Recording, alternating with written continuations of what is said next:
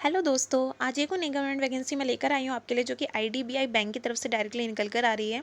ये एक bank job है जिसका नोटिफिकेशन अभी हाल ही फिलहाल में रिलीज़ हुआ है, जिसका एडवर्टाइजमेंट नंबर 9/2024-25 के लिए है। सेल्स एंड ऑपरेशन, इसमें जो आपकी पोस्ट निकली है वो एग्जीक्यूटिव सेल्स एंड ऑपरेशन के लिए निकली है, ईएसओ के लिए। ठीक है, 2025 और 2026 के बीच में इसमें अप्लाई कर सकते हैं। तो ये आपका पूरा नोटिफिकेशन है, जिसमें से मैंने कुछ मेन जो चीज़ें हैं वो पिक कर ली हैं, तो आगे वो वीडियो मैं बनाने वाली हूँ। तो चलिए हम देखते हैं कि इसमें क्या क्या बताने वाली हूँ। आईडीबीआई बैंक जो है वो industrial development bank of India के नाम से जाना जाता है। इसमें हम कुछ पॉइंट्स को कवर करने वाले हैं, जैसे कि पोस्ट और वैकेंसीज़ क्या हैं, सिलेक्शन प्रोसीजर आपका क्या रहने वाला है, इंपॉर्टेंट डेट्स क्या हैं, एज लिमिट क्या रहने वाली है, क्वालिफिकेशन क्या है, एप्लीकेशन फ़ीस देखेंगे, who can apply, salary, job profile, job location, eligibility criteria and how to apply. इन सभी चीज़ों को हम यहाँ पे देखने वाले हैं। तो ये आपकी ऑल इंडिया की वैकेंसी है, मेल और फीमेल दोनों ही यहाँ पे अप्लाई कर सकते हैं। जो टोटल वैकेंसी आपकी निकली है वो 1000 प्लस यहाँ पे निकली है। पोस्ट आपकी एग्जीक्यूटिव सेल्स ऑपरेशन के लिए है, जिसे ईएसओ बोला है। ग्रेजुएट पर्सन यहाँ पे, यानी कि जिनके पास बैचलर्स डिग्री है, वो यहाँ पर सभी एलिजिबल हैं, चाहे मेल हो या फीमेल हो। तो आइए हम देखते हैं कि इसमें जो आपकी 1000 वैकेंसी यहाँ पे निकली हैं, रिजर्वेशन डिटेल्स भी आपको दी हुई हैं। तो आपकी 1000 वैकेंसी हैं, जिसमें से जनरल कैटेगरी के लिए आपको ये 448 वैकेंसी दी गई हैं। वहीं पे एसटी के लिए 94 हैं, एससी के लिए 127 है, ओबीसी के लिए 231 है, ईडब्ल्यूएस के लिए 100 है, पीडब्ल्यूडी में भी इन्होंने कन्वर्ट किया हुआ है। तो यहाँ पे आप इसको अच्छे से देख सकते हैं कि किसके लिए कितनी वैकेंसी यहाँ आउट हुई है। इसके बाद यहाँ पे आपके जो ऑनलाइन रजिस्ट्रेशन, ऑनलाइन फॉर्म जो है आपके, वो स्टार्ट हो चुके हैं 7 नवंबर से, यानी कि आज से।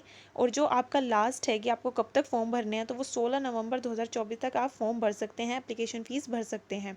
वन मोर थिंग इसमें यह है कि आपका जो इसमें एग्ज़ाम प्रोसेस, आपका जो सिलेक्शन प्रोसीजर है, वो आपका बहुत फास्ट चलने वाला है यहाँ पे, क्योंकि इसमें आप देख भी सकते हैं कि इन्होंने टेंटेटिव डेट ऑनलाइन टेस्ट की बता दी है। इसमें मेनली 2 ही एग्ज़ाम होता है, बेसिक फर्स्ट ही एग्ज़ाम होता है इसमें, जो आपका एग्ज़ाम है उसी के बेस पे आपका सिलेक्शन है।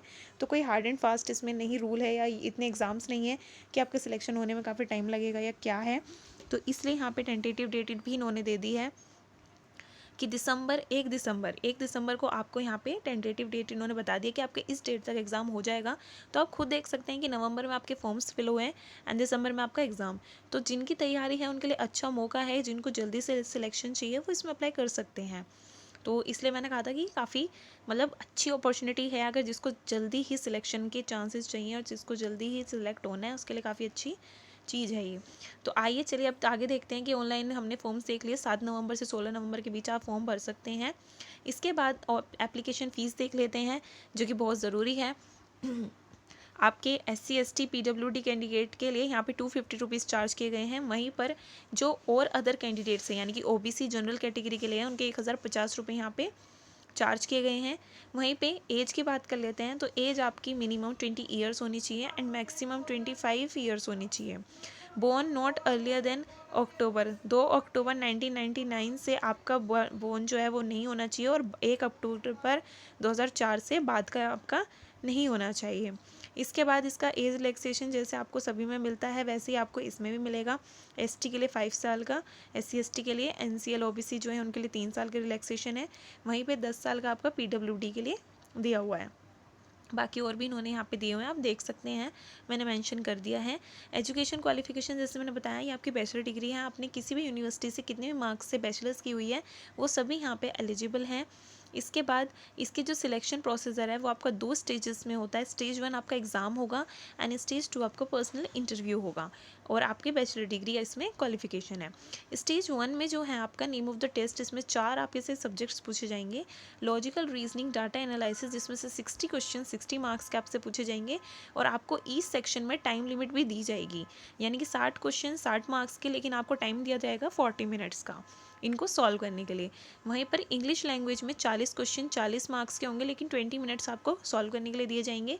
वहीं पे क्वांटिटेटिव एप्टीट्यूड 40 क्वेश्चन 40 मार्क्स के, लेकिन 35 मिनट्स आपको सॉल्व करने के लिए दिए जाएंगे। वहीं पे general economy, banking awareness, computer IT section है, जिसमें 60 क्वेश्चन 60 मार्क्स के होंगे, 25 मिनट्स आपको सॉल्व करने के दिए जाएंगे। इन शॉर्ट आपके 120 मार्क्स का यहाँ पे एग्जाम हो जाता है, जो कि जिसके बेस पे आपका जो है एग्ज़ाम आपका सिलेक्शन होगा, ठीक है। मेनली ये चीज़ है वहाँ पे। आगे हम देखते हैं स्टेज 2, जैसे मैंने बताया आपका पर्सनल इंटरव्यू होगा। पर्सनल इंटर कोई हार्ड एंड फास्ट रूल नहीं है, इसमें सिर्फ आपका क्वालिफाइंग नेचर है, आपको क्वालिफाई करना है ये। तो इसमें क्वालिफाई करने के लिए आप देख सकते हैं कि आपके जो है 50% मार्क्स से कम नहीं होने चाहिए कोई उसमें आपके इंटरव्यू में भी। और जो रिज़र्व कैटेगरी हैं उनके लिए 45% यहाँ पे मांगा गया है, ठीक है जी। इसके बाद आगे चलते हैं। आपका इसमें बताया भी हुआ है कि आपका जो क्वेश्चन पूछे जाएंगे उसमें आपके इंटरव्यू में, वो हिंदी और इंग्लिश दोनों ही लैंग्वेजेस में पूछे जाएंगे। तो जो आपको अच्छा लगे, कंफर्ट लगे, आप उसमें अपना इंटरव्यू दे सकते हैं, इसमें कोई प्रॉब्लम नहीं है। फाइनल मेरिट आपकी एग्ज़ाम प्लस इंटरव्यू दोनों के मार्क्स पे ही बनेगी, ठीक है जी। इसके बाद आप सैलरी की बात कर लेते हैं। सैलरी भी बहुत इंपॉर्टेंट है, जैसे कि तो ईएसओ, जैसे इन्होंने बोला है कि ईएसओ जो है एक, आपको देखो यहाँ पे बोला है कि कॉन्ट्रेक्चुअल सर्विस है, ठीक है। कॉन्ट्रैक्ट टाइप है, जैसे कोई बॉन्ड टाइप बना लेते हैं कि आपसे कॉन्ट्रैक्ट किया जाता है कि आप 1 साल 2 साल तक करेंगे, उसके बाद नहीं करेंगे, इस तरीक़ा से। लेकिन ऐसा नहीं है, इसमें मैं क्लियरली मेंशन किया हुआ है कि जब आप कंप्लीट कर लेंगे अपने 2 साल कॉन्ट्रेक्चुअल सर्विस के, उसके बाद आप एलिजिबल भी होंगे as a junior assistant manager के लिए। जो ये मिथ है एक तरीके से कि हम कॉन्ट्रेक्चुअल सर्विस के हैं तो इस वजह से हम नहीं अप्लाई कर सकते हैं, या हम 2 साल तक ही कर पाएंगे, या हम सिर्फ इतना ही कर पाएंगे, इसके बाद हम नहीं कर पाएंगे उस चीज़ में। तो ऐसा नहीं है। अगर आप एक बार इसमें चीज़ में घुस जाते हैं, आपकी लग जाती है, आप कॉन्ट्रैक्ट बेस पे ही काम करते हैं, तो आपको फर्दर अपॉर्चुनिटी वहाँ पे मिलती हैं, आप एलिजिबल होते हैं as a junior assistant manager के लिए। तो इसमें कोई दिक्कत वाली बात नहीं है। तो इसके बाद आपका जो पैकेज है इन्होंने मेंशन भी किया है, जैसे आप नीचे पढ़ सकते हैं, मैंने मेंशन कर दिया है। जूनियर असिस्टेंट मैनेजर जो है grade O CTC would range between the 6.5 lakh से बीच में, आपका यहाँ पे 614 से 650 समथिंग आपका लेग पर एनम आपका पैकेज यहाँ पे बन जाता है। आपको इतना एनम यहाँ पे मिलता है टाइम ऑफ ज्वाइनिंग के लिए। ऐसे ही फर्दर एक सीनियर जूनियर बनते हैं तो उसमें आपका और बढ़ जाता है, लाइक 10 to 11 LPA आपका कुछ यहाँ पे बन जाता है। तो अच्छी चीज़ है, इसमें ऐसा नहीं है कि आपका कॉन्ट्रैक्ट है तो आप एलिजिबल नहीं है या क्या है। तो मतलब आप इतना ना करें, आप अगर आप भरना चाहते हैं तो इसमें भर दें, अच्छी अपॉर्चुनिटी है। इसके बाद यहाँ पे आप एक बार हम सैलरी देख लेते हैं कि आपका जो आप कॉन्ट्रैक्ट बेस पे भरें, जैसे मतलब फर्स्ट 2 साल तो आपको कॉन्ट्रेक्चुअल सर्विस ही है, तो उसमें आपका जो कंसोलिडेटेड रेम्युनेशन मिलेगा वो 29,000 आपका फर्स्ट ईयर मिलेगा, पर मंथ आपका 29,000 मिलेगा, ठीक है, 1 साल तक। उसके बाद वहीं पे आपके दूसरे साल में 31,000 आपको मिलना स्टार्ट हो जाएगा। और फिर उसके बाद आप एलिजिबल हो जाएंगे जूनियर के लिए, जिसमें आपका जो LPA है वो 6.5 के आसपास पहुंच जाएगा। तो आपकी सैलरी और थोड़ी इससे इंक्रीज़ हो जाएगी। तो दैट्स इट गाइस, यही है इसमें। तो काफ़ी अच्छी अपॉर्चुनिटी है। अगर आपको अच्छा लगता है तो आप इसमें ज़रूर भरें। जिनको जल्दी सिलेक्शन चाहिए, जिनको अपना टाइम नहीं इतना ख़राब करना है, जल्दी सिलेक्शन चाहिए, तो वो इसमें भर सकते हैं। काफ़ी अच्छी चीज़ है ये। And thank you so much guys. बस इतना ही था इस वीडियो में। आगे और मैं वीडियोज़ अब लेके आऊँगी, उसके लिए मैं सॉरी मांगना चाहती हूँ गाइस। मैं काफ़ी टाइम से वीडियो नहीं लेके आ पा रही थी, तो क्योंकि मेरी हेल्थ इशू थी, मैं इसलिए वीडियोज़ नहीं ला पा रही थी, थोड़ी प्रॉब्लम हो गई थी। लेकिन आई प्रॉमिस, अब आप इस चैनल को सब्सक्राइब कर लें, आप इस चैनल पे बने रहें, आपको फॉर मोर वीडियोस आपको यहाँ पे मिलेंगी जॉब से रिलेटेड। तो आप बस that's it. Thank you so much guys, please subscribe my channel. Thank you so much.